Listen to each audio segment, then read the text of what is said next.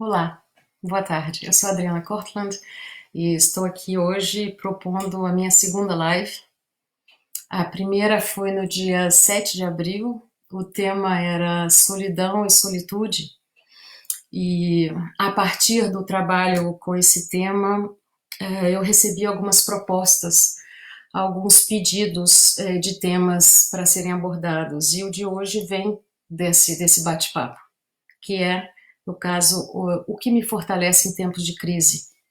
Então, eu trouxe aqui algumas coisas conforme os pedidos foram aparecendo, as conversas, as perguntas, as sugestões. Também me foi pedido uma espécie de listinha de exercício, dicas, algumas coisas assim bem práticas, porque o momento que a gente está vivendo é um momento assim de bastante tensão. E mais tenso ainda ele fica quando a gente não sabe exatamente quanto tempo essa situação dura, o que vai acontecer depois e tudo mais. Então me foi pedido um certo pragmatismo nessa live de hoje. Eu trouxe aqui uma série de um passo a passo, umas coisas para a gente conversar. O tema é, então, como me fortalecer em tempos de crise. E a primeira coisa que eu trouxe para essa conversa é desmitificar a tal da fortaleza interna, desmitificar a ideia do que é ser forte, porque a gente tem uma cultura de valorizar heróis, de valorizar pessoas que vão muito além de suas forças, ou pelo menos a gente acha que elas vão. Por quê? Por causa dos filmes, por causa daquilo que a gente vê no sentido de que aquela pessoa ultrapassou todos os seus limites para salvar o outro ou para se salvar, enfim, é algo bastante curioso como a gente mitifica a força até de pessoas muito conhecidas e admiradas, como Gandhi ou Madre Teresa. Uma lida com a biografia dessas pessoas nos leva a ver que elas tinham fraquezas e vulnerabilidades imensas que talvez um filme de 1 hora e meia não consiga mostrar. Então, talvez seja muito interessante primeiro entender o que é ser forte. O que não é, com certeza não é, ser constantemente coerente, resiliente, resistente, tudo entender e nunca reclamar. Essa máscara de um ser iluminado, de uma santa ou de um santo, na verdade, mais atrapalha do que, do que ajuda. Olá, Maes, bem-vinda. Então, a gente não quer se atrapalhar, a gente quer se ajudar. Então, aqui nessa live e na minha lida de consultório, né, na minha prática de consultório, eu sempre trabalho o conceito de força com o conceito de vulnerabilidade juntos. Eu posso ser forte e, ao mesmo tempo, estar muito cansada, não dar conta de ajudar a pessoa que me pede ajuda simplesmente porque eu sei que eu não tenho os recursos para tal, ou não estou nesse momento, não estou conseguindo fazer o que me é pedido. É uma possibilidade. Força e fraqueza, coerência e incoerência, estar disponível para o outro ou não estar disponível para o outro, são pêndulos. A gente pendula entre esses fenômenos da nossa vida emocional. Então, a primeira coisa que eu apresento aqui é uma espécie de autopermissão. Eu preciso me autopermitir na minha lida com a crise, estar fraca, estar cansada e me fortalecer e buscar caminhos de fortalecimento e perdê-los e reganhá-los e perdê-los. Ou seja, não há um estado absoluto de força. Há sempre uma busca de procurar dar conta o melhor possível. Mais do que isso, às vezes eu acho até desumano.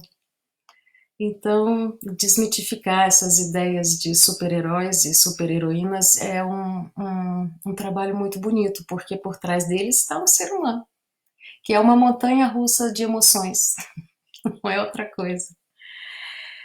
Um outro ponto bastante interessante, porque eu falei de um polo, que é esse polo da se obrigar a ser sempre forte, disponível e coerente. Não funciona. O outro polo é o polo oposto, é a questão da pessoa que se concebe como vítima. Eu não estou falando com isso que nós não possamos ser vítimas. Às vezes somos vítimas de uma enchente, de um assalto, é um momento. Eu não estou falando de momentos onde a gente realmente está nessa posição. Eu estou falando de um conceito de si, como alguém que está sempre dependendo de uma ação externa para mudar ou para melhorar. Ou seja, eu preciso que alguém me ajude, ou eu preciso que algo aconteça, esse algo está fora de mim, eu sou dependente desse algo para poder mudar. Isso, com certeza, nos coloca numa situação de completa dependência do outro e do que ele pode ou não dar para mim, e me impede de desenvolver recursos próprios para lidar com crises, para lidar com essa corredeira de emoções que a gente é. Então, como é que funciona essa dinâmica de se queixar e não ser vítima? Ela, na verdade, é bem simples. Eu posso e devo me permitir reclamar dessa situação ou de qualquer situação, mas seria muito útil para mim mesma se eu restringisse o tempo que eu dedico a essa reclamação. Algo me incomoda muito, algo me aconteceu de muito ruim, eu reclamo, e é legítimo. Se eu me permito avançar, não ficar só nessa rodinha de queixas, eu posso me dar uma chance de tratar, de desenvolver estratégias para lidar com ela. Se eu não faço isso e fico nessa roda da queixa, eu caio numa cilada. É uma cilada muito simples, mas eu acho que, bom, eu conheço ela bem, e imagino que todo mundo conheça. É a cilada de reclamar, às vezes para uma pessoa que eu sei que vai me ouvir com empatia, eu reclamo, reclamo, reclamo, ela ouve, eu me sinto bem, eu me sinto aliviada, há então um efeito válvula de escape, e aí eu tô bem, e aí eu continuo a vida. Porque esse efeito do estar bem toma conta de mim. Só que esse efeito é de curta duração, só que eu não fui lá fechar a torneira do problema. Se eu não fiz isso, se eu não me ocupo de alguma forma de ou minimizar ou entender esse problema, entender a minha participação na construção desse problema, ele volta. É como eu empurrar um saco, né, aqueles sacos de peso, assim, de boxe, empurro, empurro, empurro, tô bem, daqui a pouco ele vem. É o que acontece quando a gente está um pouco acomodado nessa situação de uma reclamação perene, sem uma ocupação criativa, ativa, proativa na busca da solução de um problema, de uma crise ou de um desconforto. Então, nenhum desses polos me é favorável. Nem o polo de imitar alguém incrível para me investir nessa máscara e querer ser isso, e nem o polo da entrega completa ou abandono a essa dinâmica da queixa e da espera de que algo aconteça. Até eu arrumei aqui e eu imprimi um desenho super lindo que eu encontrei na internet, que é, ops, era uma vez uma princesa que se salvou sozinha, fim, ponto. É muito bacana quando a gente consegue sair dessa roda de espera de que algo aconteça para eu ser feliz, algo aconteça para eu não me sentir sozinha, algo aconteça para eu dar conta de resolver um problema. É muito bacana quando eu assumo as rédeas disso. E mesmo que não resolva completamente, eu passo a ter a ideia de que eu tenho instrumentos internos para lidar com ele. E normalmente a gente tem. Uma pergunta que bacana. Costumamos terceirizar nossos problemas? Sim, sim. Não vou dizer que sempre ou cada um tem a sua medida, mas existe essa tendência. Qual é a tendência? De enxergar numa situação difícil, complicada, que me traz desconforto, enxergar no outro a culpa. Ele é culpado, tira essa peça do xadrez e o jogo rola. Não, não rola. De alguma forma, se aquilo me tocou, ou um comentário, ou uma atitude, se aquilo de alguma forma me afeta, eu fiz liga com aquilo. Algo eu tenho a ser trabalhado. O que é? Não sei, mas precisa ser olhado. Fauzi, olá! Essa questão de fazer liga com o outro é, na verdade, um grande tesouro. Na hora quando eu escuto um comentário de alguém, alguma coisa que eu não gosto, a minha tendência é realmente colocar essa distância. Foi ele que falou, o outro. Mas se eu me habituo a passar da primeira onda, né, da raiva, do comentário, se eu me habituo a investigar por que que eu fiz liga com aquilo, por que que eu aceitei aquele comentário, por quê? Por que que eu simplesmente não disse, é sua opinião, não é a minha? Mas por que que eu não consegui fazer isso, ou só falei da boca para fora? Porque tem essa liga interna. E se eu consigo ultrapassar esse desconforto e começar a olhar o que que eu tenho que faz com que eu me deixe enfraquecer pelo comentário ou pela vivência, eu tenho uma possibilidade de me desenvolver, de me trabalhar, de melhorar, ou enfim, de buscar qual é a minha participação no problema e, portanto, qual seria a minha participação na busca de soluções. Todas essas questões, elas são sutis e elas são frutos de uma vontade de introspecção. Ou seja, esse tipo de exercício, ele funciona muito bem para quem gosta de ficar um tempinho consigo, para quem gosta de se observar e de se perguntar: como é que eu posso melhorar? Como eu posso sair dessa crise ou de outra crise de uma forma mais robusta? Então, o exercício de olhar para o outro, ele é tão parte desse trabalho como de olhar para si. Olhar para o outro em situações de crise é muito interessante. Muitas vezes o outro faz alguma coisa que eu vou condenar, e se eu fizer o exercício de tomar a perspectiva dele, talvez eu entenda que eu teria feito a mesma coisa.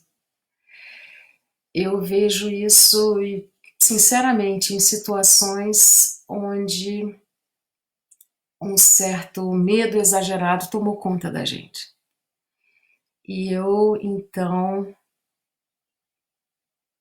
preciso entender que o outro tem um medo exagerado que eu também posso vir a ter. Eu tive essa experiência quando em Brasília fui em várias farmácias procurando máscara, luva, álcool gel, essa coisa toda, e não tinha em lugar nenhum. E isso me deu uma certa raiva. Meu Deus, que povo histérico, que não sei o que, não sei o que. Porém, eu também estava igual. Igual. Cheia de medos. Só estava com raiva de não ter conseguido chegar antes para comprar o que todo mundo já tinha comprado. Então, mas a primeira reação minha foi dizer: que povo exagerado, né? Que nem eu. Por que é que eu fiquei daquele jeito, né? O que que eu posso, o que eu pude e posso fazer para não me deixar tomar pela por um medo que faz parte da nossa natureza, mas que pode me paralisar? Essa foi a minha questão. Como eu posso não me paralisar por um medo e o que que eu posso fazer de forma ativa, criativa, proativa para lidar com isso? E essa ideiazinha só me ocorreu depois da experiência de ficar correndo de uma farmácia a outra procurando o que todo mundo já tinha encontrado. Então, morri de rir de mim, mas fui atrás de buscar recursos para lidar com o meu medo de ser contaminada.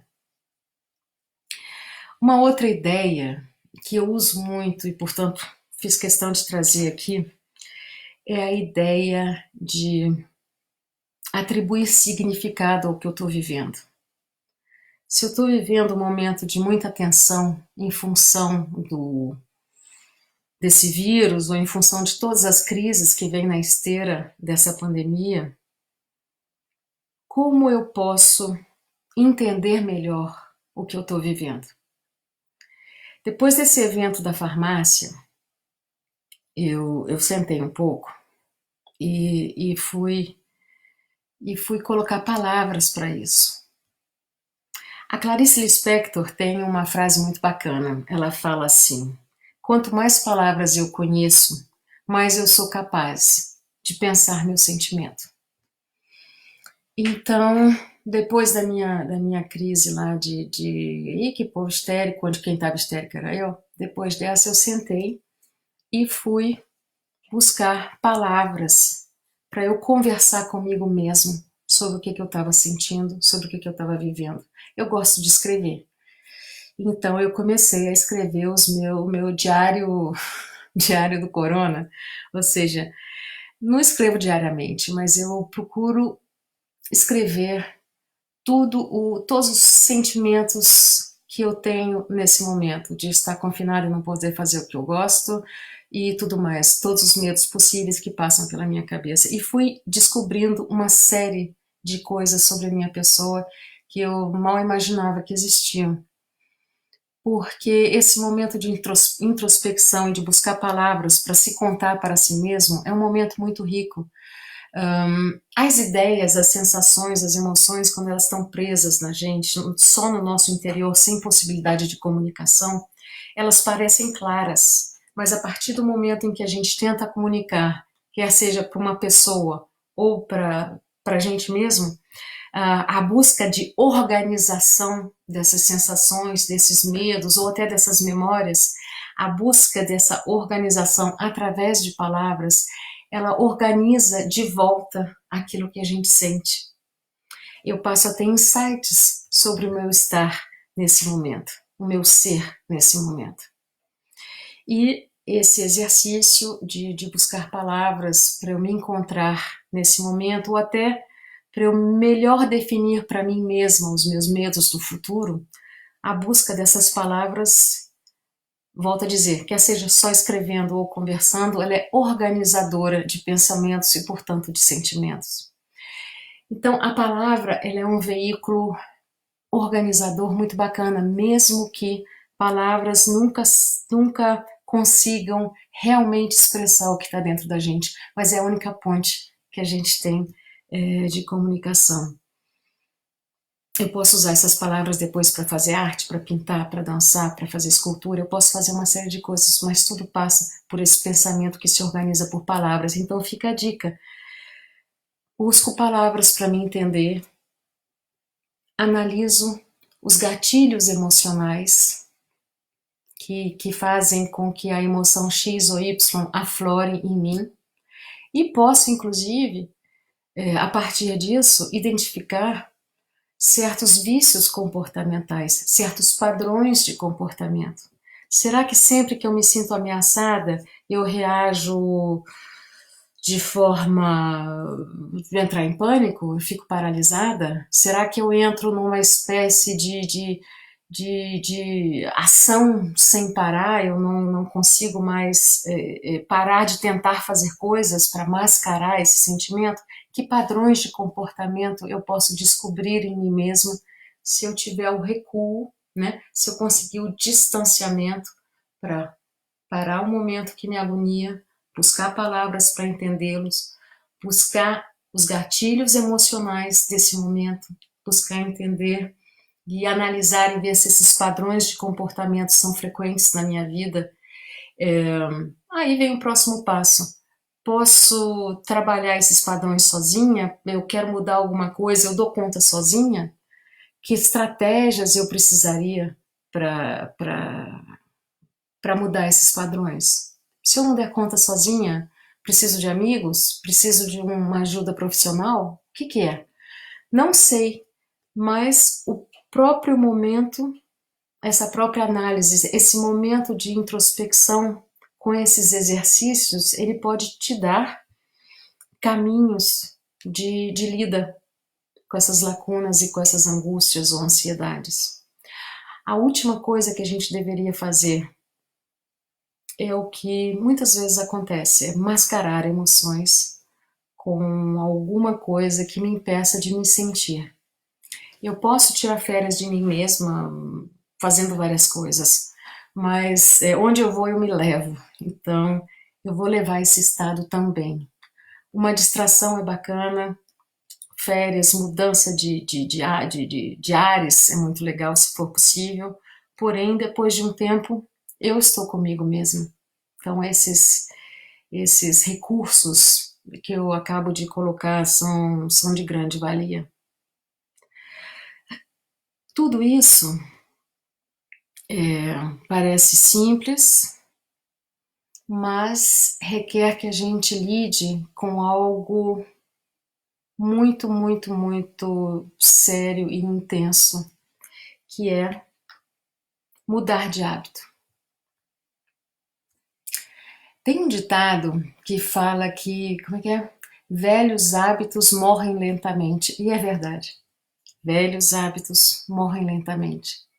Então, se eu tenho o hábito de me queixar e de procurando essa válvula de escape, esse hábito ele vai estar presente na minha vida, mesmo que eu tenha o propósito de agir de outra forma.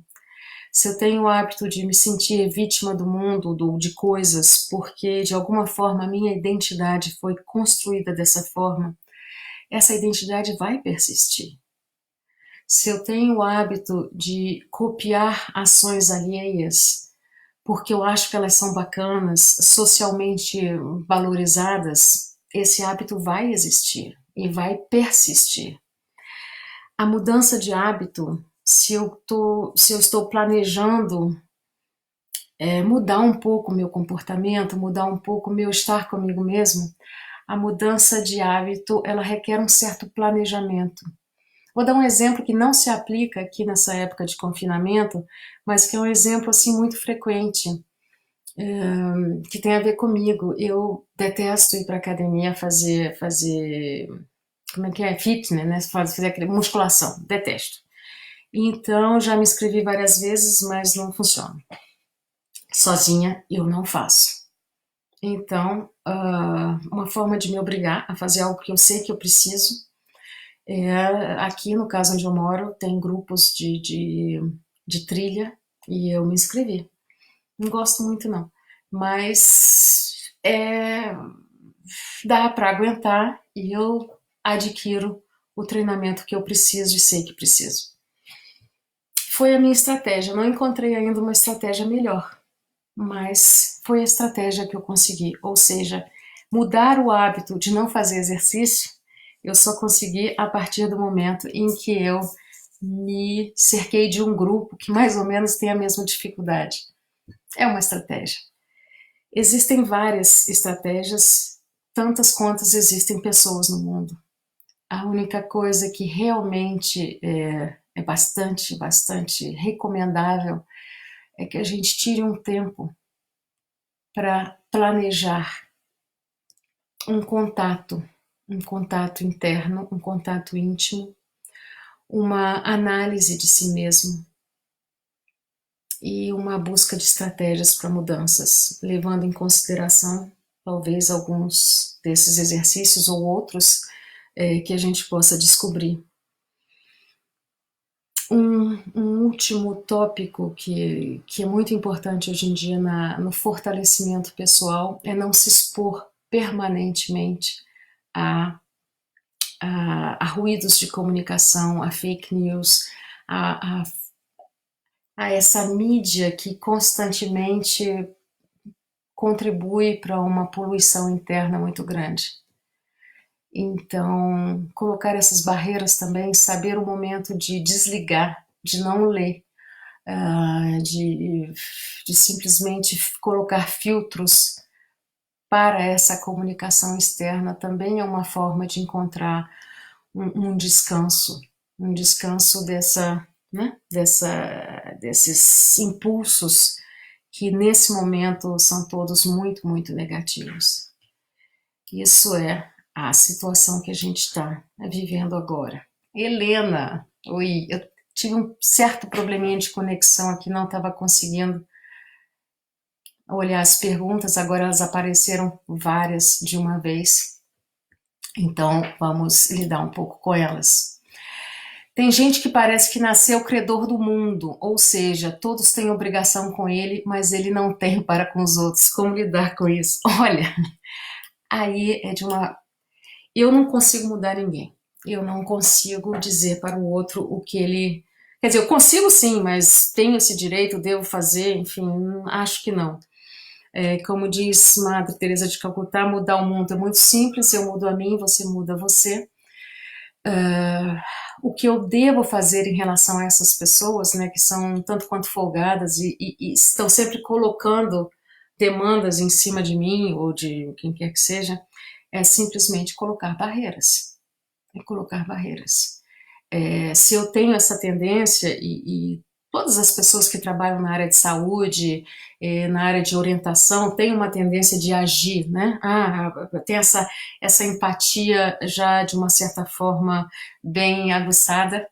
Tome cuidado com a sua empatia no sentido de que não é para diminuir a empatia, aliás, nem sei como é que se quantifica a empatia, mas que você não haja pelo outro sem estar em consonância com isso, ou seja, até para ajudar, eu preciso saber como ajudar.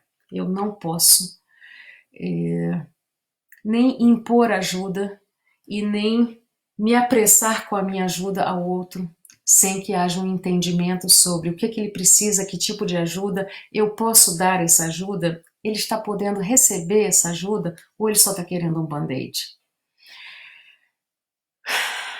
Helena, bem-vinda. Fios da Memória na Área, exatamente, exatamente, um livro, Fios da Memória, que trata só e exclusivamente desse tema, um livro escrito por uma terapeuta corporal, Helena Silveira, que está aqui na live, e eu. A gente propõe uma série de brincadeiras para autoconhecimento e, exatamente, Helena, eu usei algumas das nossas histórias do livro aqui para construir essa live. Que bom que você está aí. Que bom que você tocou nesse assunto. Maes, na maioria das vezes a introspecção é um mecanismo de defesa. Pode ser, tudo pode ser mecanismo de defesa. Ajudar alguém pode ser um mecanismo de defesa. Eu posso ser daquelas pessoas que esquece de mim e saio me dando e fazendo tudo e nunca olhando para mim. Pode, pode. Tudo pode. Esse aqui é o louco da história e essa aqui é a beleza da história. Na verdade, não há regra. A regra, se é que há uma, ou se é apenas uma forma de dizer, é você buscar um contato com você mesmo, um contato permanente. Diz uma frase do Tao, né, do Tao Te Ching, que fala que quando você encontra o Tao não existe mais Tao. Ou seja, quando você encontra uma regra com você mesmo, essa regra não funciona mais porque ela diz respeito, talvez, a momentos passados. Mas não tem problema não. A gente no primeiro não precisa acertar sempre, não precisa ter a boa palavra, não precisa estar sempre presente, nem precisa estar sempre alerta.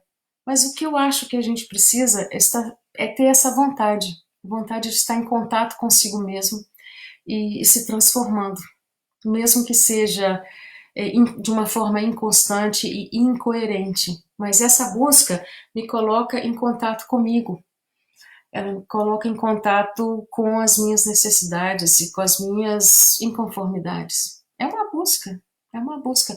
É muito menos do que atitudes imensas e gloriosas. É um buscar estar consigo e se sentir no momento. Vamos ver aqui.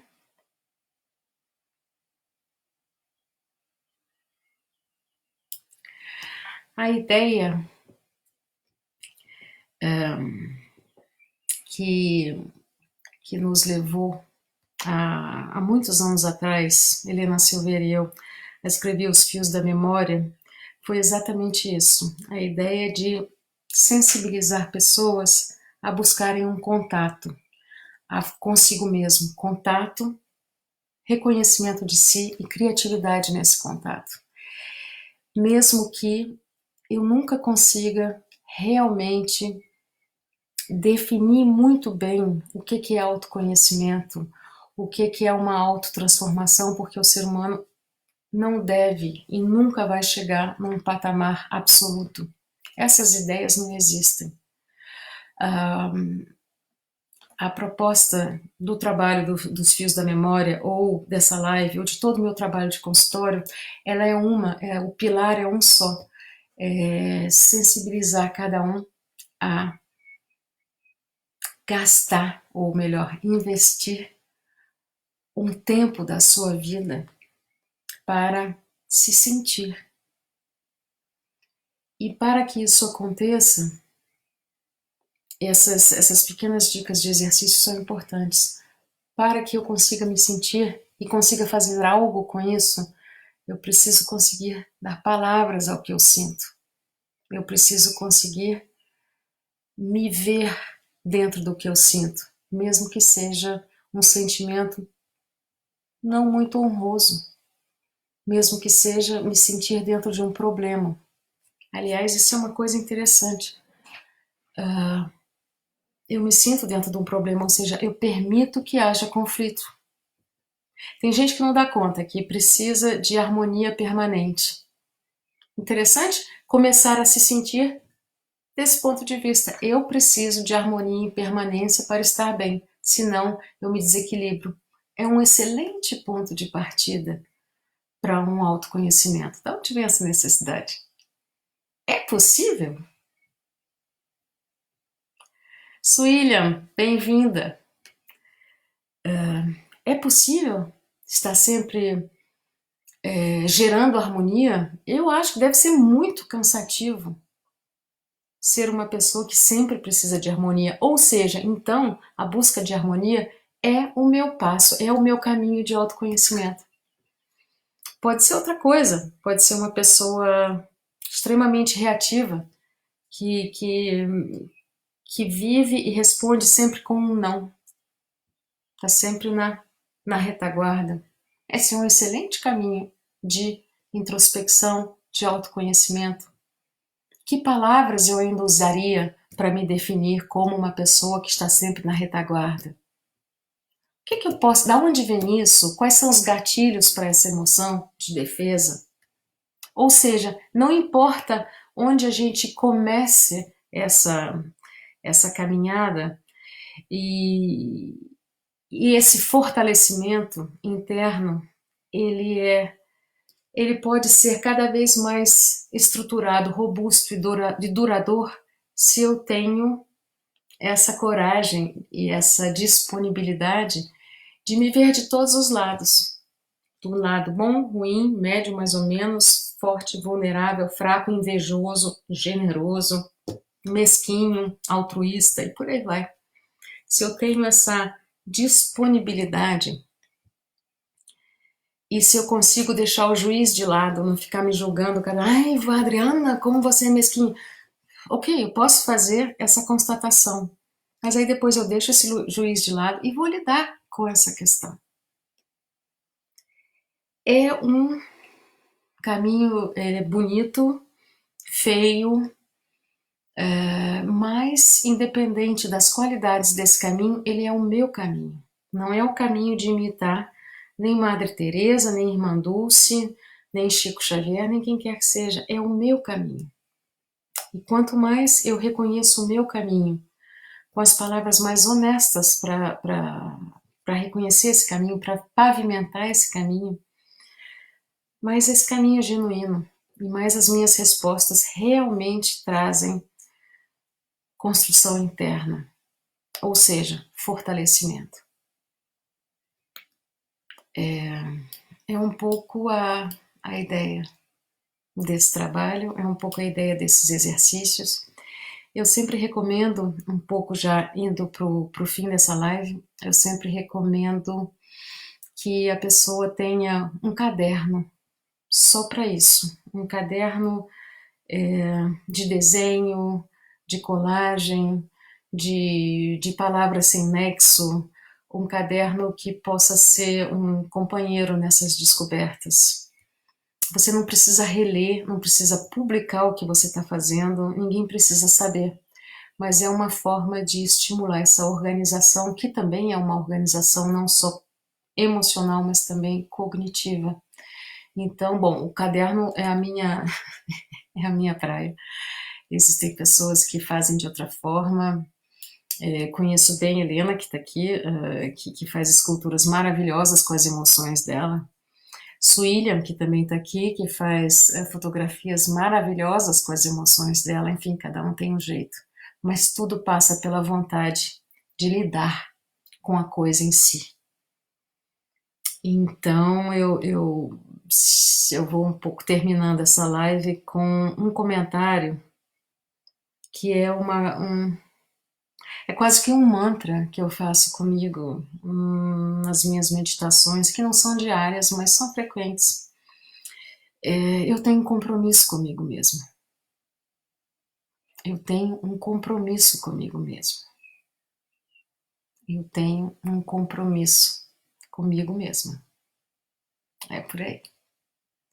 Se não tiver nenhum outro comentário ou alguma pergunta, alguma sugestão, eu proponho que a gente vá terminando essa live e desejo a vocês, desejo a todos nós uma excelente semana.